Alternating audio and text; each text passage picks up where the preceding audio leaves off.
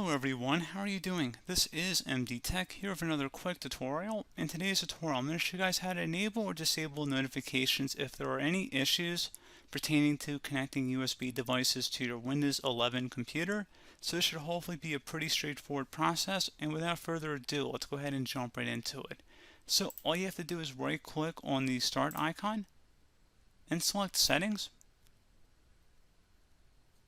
Select Bluetooth and devices on the left side, and then on the right side you want to go ahead and select USB near the bottom of this list.